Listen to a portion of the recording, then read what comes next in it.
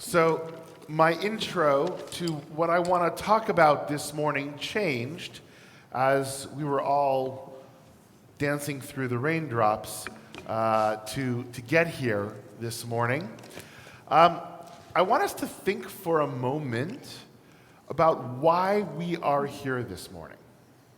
Even though it's hard, even though it's difficult, even though it's a little uncomfortable to be going out and in the rain, especially for some of us who walk, it gets a little bit wet, but even driving is a little bit difficult, right?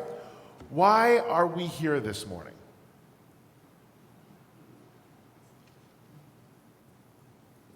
Why are you all here? Len? Because we want to be. Because you want to be. Excellent. And why, Len, do you want to be here? Where I feel. It's where you feel. Yes. Nice. I like that. Why else? Please. Because all year we pray for the rain, and it's finally worked, right? We finally have rain. Maybe we'd like this amount of rain over about 3 weeks, but okay, we'll take it as we can get it, I guess, here in Southern California. Okay, Michal? Well, as I've gotten older, I have realized how important my connection. I always knew I had a connection that was strong to Jewish people and to the history of the Jewish people, but I never realized that I had such a strong connection to prayer. And part of it is getting older, and it reminds you of your childhood and all the people who aren't there anymore, and all the holidays you celebrated with them. And part of it is, wanting to perpetuate. And then there's a mixture of, for me, sorry I didn't realize it when my kids were growing up more. Okay, so there's a lot of different reasons. And maybe that's part of it too, Michal, is that people come in with a lot of different reasons and they're kind of a jumble sometimes in terms of why we're here. We don't really know exactly what's motivating us. We feel that draw, that maybe it's because of the past, maybe it's because of the future, maybe it's because of some combination of both of those, a realization now that there's something here to be found. And maybe we didn't see it earlier, but now we've figured that out. Anybody else? Well, on the surface level, it's upright. I had a responsibility. I was assigned to be Gabbai today and to do a few Torah readings and Haftarah, and so I had a responsibility to be here. So there is an obligation, there is a responsibility that you felt to be here, not just for you as a Jew, and we're supposed to be here, we're supposed to pray, right? But you personally, right? You were doing a Torah reading, you're a Gabbai today, so you've committed to the community to being here, and so you're here. Excellent. Anybody else? For God, right? For God.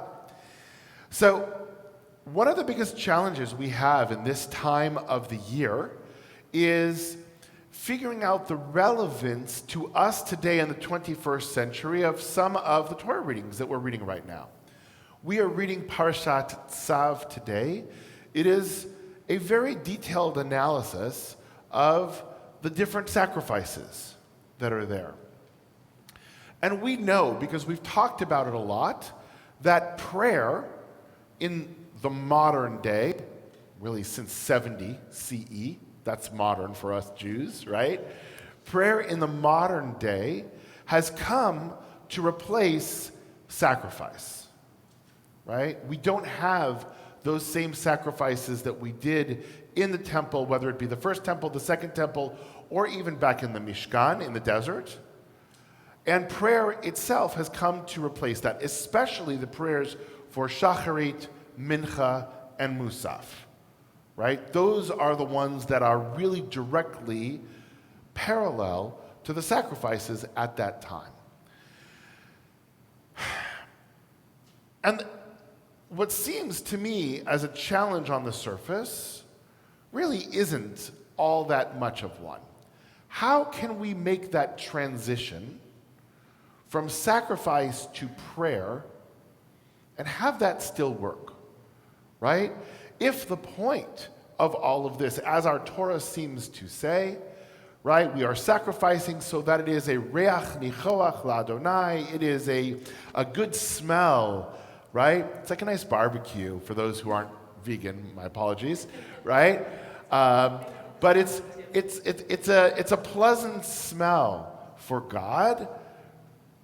That doesn't seem to make sense to us. So how does prayer come to replace that? And I guess the question that we have to ask ourselves is, what was the purpose of these sacrifices from a Jewish perspective? Now, on one level, we can argue that's what everybody was doing, right?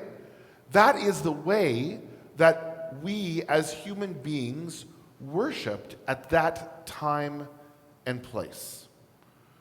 Whether it be idolatry, whether it be all the other sorts of things, we offered these sacrifices. That was how we did it, right? In some cases, by the way, which we saw in the whole dialogue between Abraham and God, right? Some people actually offered their children as sacrifices to God, killing them and offering them up. We obviously don't do that. So what is the purpose of these sacrifices? Mike? I think part of it may be that we're giving something important to us. In those days, we raised cattle, sheep or animals, and it was something that was part of almost part of your wealth, part of your livelihood. So it was important to pork. You gave other types of offering of food. It was still food wasn't easy. You couldn't go to the grocery store. So Yeah. more difficult to come by. So this was a challenge, right? It was having to give something up that was important to us. At that time, we were shepherds. Livestock was really sort of the way that we lived. That's the way that that was our wealth, right? We didn't have banks where we could keep our 401ks and all of that. That wasn't the way the world worked back then. What we had is what we had, and that was it. And when we gave something of that up, it showed what? What was the motivation behind that giving? Well, we were doing it out of our goodness, the goodness of our heart. We felt that was important to do. Okay, we felt that it was important to do. You started to say we were doing it out of the goodness of our heart. I think this is part of the challenge. Once we figure that out, we'll be able to make the transition better. Michal? Well, it's like attachment and love, but it also supported the religious establishment. For sure. It supported the religious establishment. That was the way that the Kohanim actually ate. They didn't own anything. Right? We would go and we would make an offering, and depending on what type of offering it was, we're going to read about them today. Sometimes the entire thing was given and burned up for God. Sometimes the entire thing was given to the Kohanim and we didn't get any of it. Sometimes it was actually for the purpose of us to eat. Right? We're going to read a lot about that coming up in a few weeks for Passover. Right? That offering was for us. We were supposed to eat that, and yes, there were certain parts that were always given to God and always given to the priests, but depending on what the sacrifice was, it played itself out differently. Marge? It created a conscious focus. How so? Well, because when you were doing it, you knew why you were doing it, and you did it continually, so it became standard to live by. So it created a conscious focus, right? We knew why we were doing this, especially for the personal offerings. We might push back a little bit on that for the sort of the communal regular offerings that were, to some degree maybe like a grandfather clock that rings at certain times, or actually to, Lahavdil church bells, that ring at a certain time to sort of say, oh, it's 4 o'clock now, it's 5 o'clock now. It brings your attention back to that moment, perhaps. Okay? I was going to say, besides like what Mike said about the goodness of your heart, it's also ka'asher tzivah Hashem et Moshe. It is a commandment. Yes. And if you sinned either by accident or on purpose, then you have this responsibility to go and say, I kind of screwed up, and you go and you give your korban. Yes. And it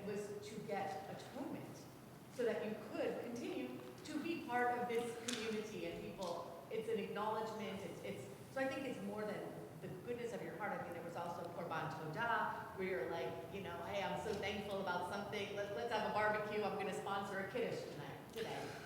Yeah, some of them, and especially the ones in today's Parsha, are very much about how do we make ourselves better, right? When we do something wrong, whether it's something that we've done intentionally or something that we've done unintentionally, right? There's the Chatat offering and there's the Asham offering. These are the different offerings that we have today. And they're there to help us become better. They're there to help us sort of overcome where we were before. Michal? The community aspect of going 3 times a year and also doing sacrifices other times. I mean, it brings people together. I like that. Michal talks about bringing people together. There's a community aspect to this. During the pilgrimage festivals, where we go 3 times a year, we all come together no matter where we are at. There were people there. It wasn't just the Kohanim that were there for the daily offerings. If you lived in Jerusalem, you would go, you could celebrate the daily offerings along with everybody else. It was a communal function, no doubt. I also like the idea that the Kohen gives a korban for the sins of the community as well. So there's that type of korban also. So I mean, we're thinking about individuals going and bringing their stuff, but there's these back and forth relationships where he says, community, you fell short. Let's restore this and make everything whole again. And shleilut, the whole idea of coming together, and it's all part of the same theme of karov, this closeness to each other, to God, to your makom kadosh. Right. This idea of bringing ourselves, the community, together and closer to God, that's ultimately what a korban is, right? To bring close. The one piece that I think we still haven't quite hit the nail on the head, and Mike, you were getting there, and that's why I was kind of pushing you, is Rabbi Sachs notices something about the difference in the way that we Jews did sacrifices and the way that the rest of the world did sacrifices. Who knows their Greek history, right? Why do you offer an offering to one of the Greek gods? Why? You're looking for something in return. That's number one. And number two, right, the motivating emotion is fear. Right? That's the motivating emotion behind most sacrifices in the ancient Near East. I am afraid that God, who is much more powerful than I am, if I don't do what I'm supposed to do, if I don't appease God, right, appease that deity, that I'm going to get punished, or something bad is going to happen to me, or I'm not going to get what I want. And therefore, I come to this great and all-powerful Oz, right, as a supplicant, as somebody who says, please, I'm afraid there's this fear factor, and I'm going to give this sacrifice. And then you're going to give me what it is that I want.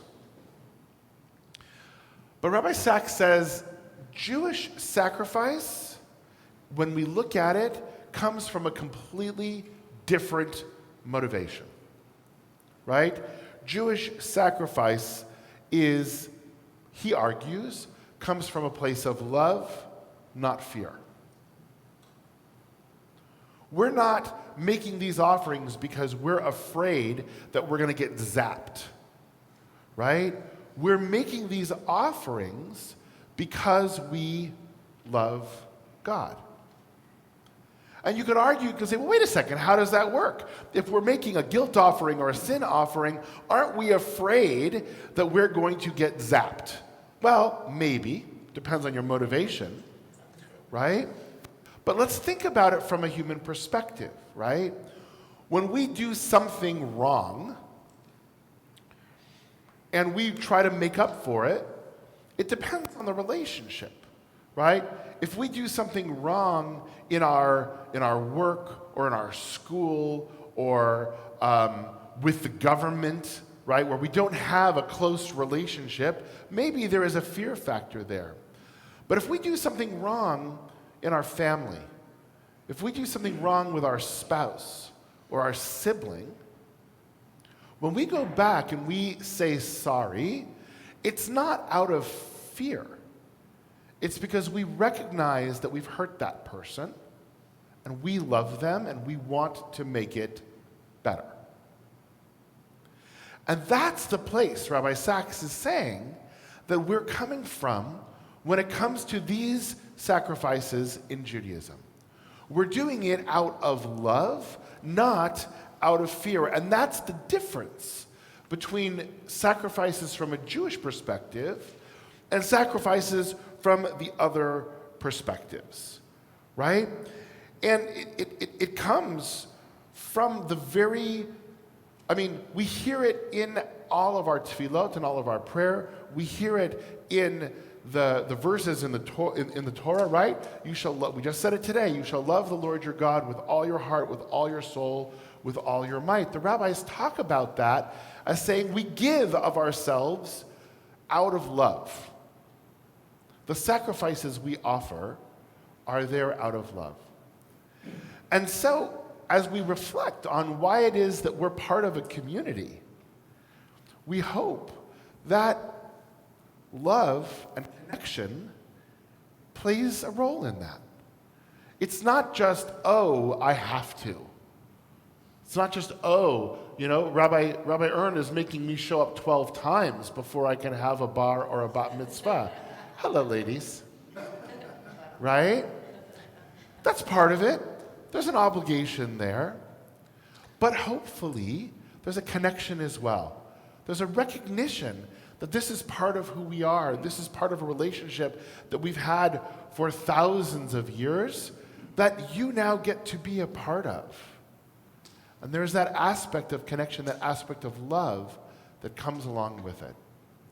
I think if we come at these offerings from that perspective, it actually changes the way we look at them and makes them much more relevant to today. And I'll end actually with something that Rabbi Sam Bluston wrote, which in an analysis of all of these different sacrifices, that he connects it to prayer. And I'll just read, I probably won't read the whole thing, but you'll get a sense of it. He says, anytime we come to daven, to pray, we might have one or more of these sacrifice types in mind when we dedicate our prayers. With a burnt offering, which is an offering that is completely burnt up and we get nothing from it, we might be offering our time or skills as a gift to say thanks, where we don't expect anything in return. With a grain offering, we may feel rushed in our prayers, because grain offerings are typically what you would give if you had very little time or very little money, right? You would give a grain offering, because that's all you could do. And he says, with a grain offering, we may feel rushed in our prayers, or might not be able to connect to the words in a given moment, but we'll show up with whatever we're able to bring to that moment and that relationship. With the well-being offering, maybe we realize the power of the communal experience and the loss we may incur to feel part of something larger. We give up of ourselves. We could be doing something else instead of being here this morning. Not much, maybe canoeing, but we could be doing something else, and yet we've given up of ourselves in order to be here and be part of our community. The chatat, maybe we reflect on the time since our last prayer service and analyze our actions for the times that we may have inadvertently done something to hurt someone or distance ourselves. And you can see how he ties each of these different sacrifices directly into the way in which we come to our prayer. And just like there's all of these different modes and all of these different possibilities for sacrifices, there's a lot of different reasons that we're all here today. So as we go through and as we read, I hope you find those things that connect you today, and keep in mind those things that may connect you tomorrow to our tefillah and to the community. Shabbat Shalom.